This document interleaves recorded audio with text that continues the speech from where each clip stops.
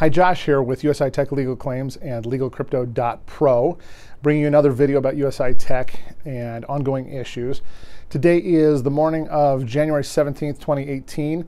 2 days ago, when all of you woke up, and if you logged into your USI Tech back office, so this would have been on the 15th, you noticed that your wallet was gone, your daily available balance no longer showed, and all the records relating to your pending withdrawal requests from your BTC wallet were also gone.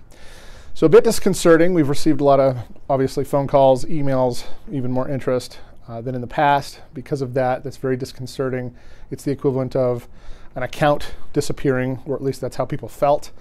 The company has, about 24 hours later, so yesterday morning on the 16th, the company has put up somewhat of a conspicuous message stating that within 48 hours, so that would be 48 hours from yesterday morning, 48 hours, that those balances will be back. The message states that they know the amounts, they still have all those records, and that those things will be reposted.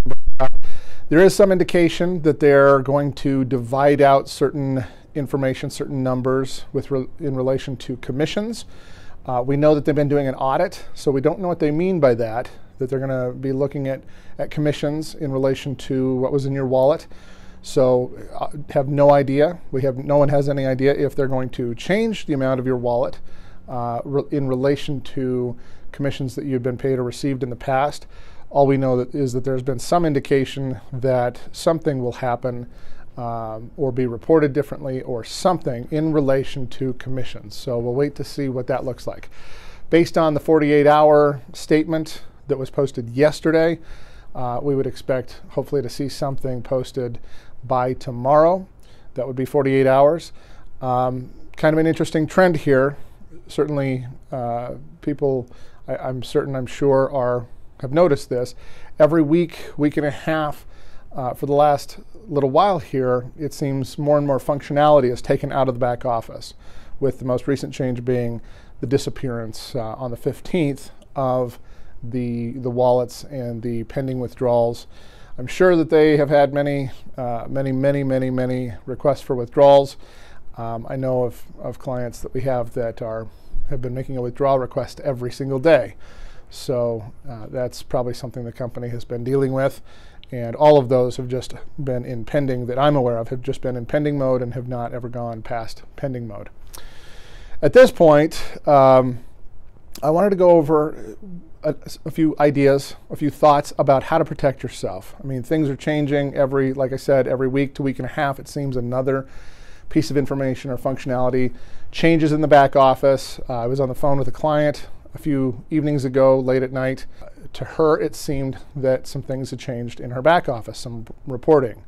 And I'm going to give her, she and I then talked about how to protect any information that she needs or that others need to preserve that data, that information, where the company pretty much is the sole repository, because it's all electronic. The company is the sole repository of all this information, unless you're recording things and documenting things yourself. So I'm going to go over a little piece of software that you can use that will be very helpful to you as you document. Hopefully you'll never have to use it. That would be the hope and the desire. But certainly you should not assume that you shouldn't document, because you never know. It's like wearing a seatbelt when you're driving. You just wear the seatbelt in case something happens. Here you need to document in case something happens. So many people are taking screenshots and pictures of their back offices to preserve information and documentation. And that's fine and that's usable, but it requires often dozens and dozens of pictures, if not many more than that, to show and to document everything and to show a continuity, especially as you're scrolling down a screen, a rolling screen on your computer. You have to have overlap between pictures to be able to show continuity of what you're showing. Rather, it would probably behoove you, and it would be much more efficient and much easier to install some software that allows you to capture your screen on your computer as video. And this is what I use. This is what other people on videos use to show their screen on their computer to people like you watching this video. The software I use and that many use, and it's free, it's a nice little tool, is called OBS Studio. OBS Studio. And like I said, it is free, it's not hard to set up, and you can just turn it on, start recording your screen, and then log into your account, and you just click through and look at every page, not too quickly, but look at every page, and as you're looking at it, the software is recording everything you're looking at on your screen as video. And then it's preserved. You just want to make sure that you have it somewhere safe. Probably advisable to have it backed up to some kind of cloud account so that if your computer goes haywire, that's safe. And that obviously can be done on some kind of interval. And then you, at some future point in time, can compare that documentation, those videos, one to another to see if things are changing, if anything has changed in your back office. Obviously, you would just have to click on all the different areas inside your back office to record so that it showed on the screen so that you could record that and have it in the record. And now we'll switch over to that software and I'll show that to you for just a little bit and how to use it, and hopefully that will be of help and use to you. Okay, here we are on OBS Studio, the software that I mentioned, free to use, free to download. It turns your computer screen into a video camera, recording what's going on your screen. So you can just go to Google, search for OBS Studio. I've already typed it in here. Go to download, and what you do is select your operating system. I use Windows. Click Download Installer and download it. And for the most part, the default settings and whatnot in the program are correct and should work for you. The technicals of how to set that up is beyond the scope of this video. I'm sure there are many tutorials on YouTube and that can help you, and friends that are a little bit tech savvy that would be able to help you. Kind of the main thing is you want to make sure that you set up the source right here where you're capturing video from to be correct, and you want to correctly select the screen that you're on so that it's capturing. Once you've done that and you've got the general settings, again, the default settings should be pretty good, should work fine. You just click Start Recording, and then once you've got the counter going on down here, it's recording. And as you can see on the right side over here, that shows you what's recording, and on the left side it shows you what's on the screen that you're recording on.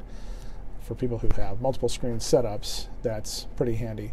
In the settings, kind of the primary thing that you want to look at is that it's capturing, so you want to go to the recording. Streaming is if you're going to do some kind of live streaming. So what you're doing is just recording for your own purposes. You kind of want to make sure that your resolution is set to the same resolution as whatever your screen is, if you're on a laptop or a desktop, whatever that is. Again, the default settings should be pretty much fine and should work. And if not, if you have to do some tweaking, there should be, I'm sure there are YouTube tutorials and then online, and some tech savvy friends should be able to help you. This software is actually pretty easy to use, though there are a lot of settings that could seem daunting, but you shouldn't be intimidated by that.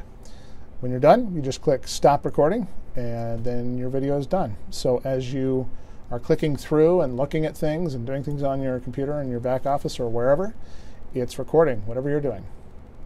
So you do want to be mindful of what you've got on your screen, apps that you've got running, and various different things,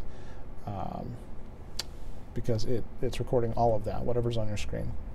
And that's it. And I hope that is helpful for you to document anything and everything that you need to document, hoping you won't have to use it in the future, but absolutely a necessary tool in case you do need to use it in the future.